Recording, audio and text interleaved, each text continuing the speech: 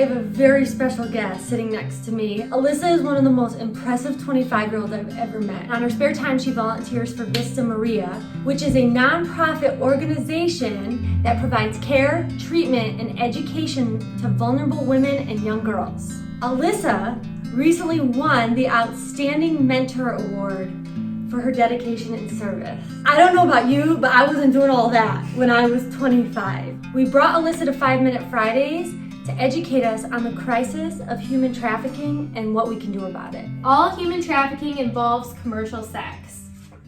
False. Correct. It is a myth. There are 2 types of human trafficking, sex and labor. The media mostly portrays sex trafficking, but labor is just as prevalent, sometimes even more prevalent in certain regions. It is the second largest criminal enterprise after drugs. Whoa. Yeah. Traffickers target victims they don't know. False. It is false.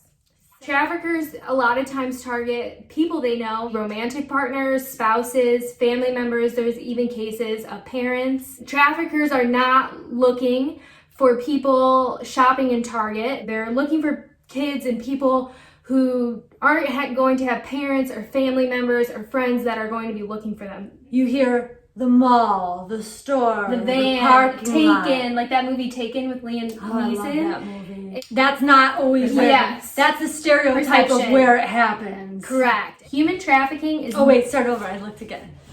You can look at the card. The answer's on the back. Yeah, that's smart, because I'll cheat. Yeah, no, the answer's on the back. Okay. All right.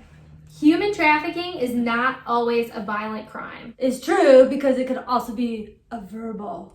Yes, exactly. People think that kidnapping or physical force is like the only recipe for human trafficking. Like psychological manipulation, tricking, threatening, fraud, and coercion are all parts of human trafficking, very real parts that are difficult to prove, but are very real parts in human trafficking cases. You're so impressive. I'm like, I get very, this gets my blood going. Okay. I can tell, I love I'm like it. very passionate about Like, it. wow. Human trafficking can happen anywhere and to anyone.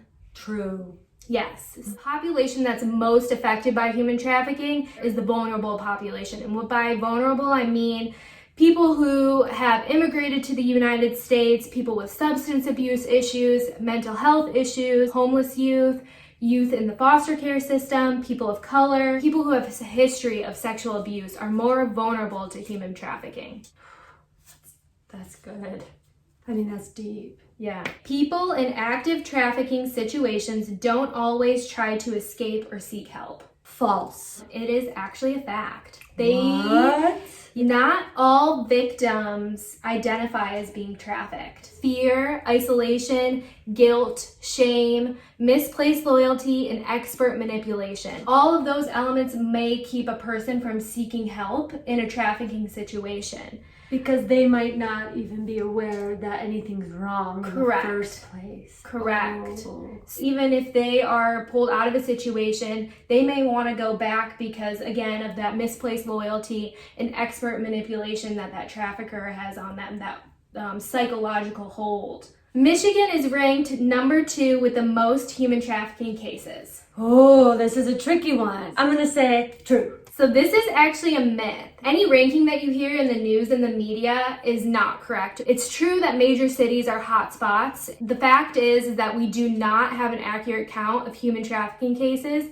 In the United States, we don't have the data gathered in a central reporting system, and that is primarily due to lack of funding. Human trafficking is also largely underreported. It's a hidden crime. Human trafficking situations do happen to men, but the overwhelming majority is women. I moved to Los Angeles at a young age, and myself and also many of my friends had different situations happen. And my best piece of advice for young women out there: know who you're with, know where you're going, and pay attention to your surroundings. People can easily spot a human trafficking situation. False.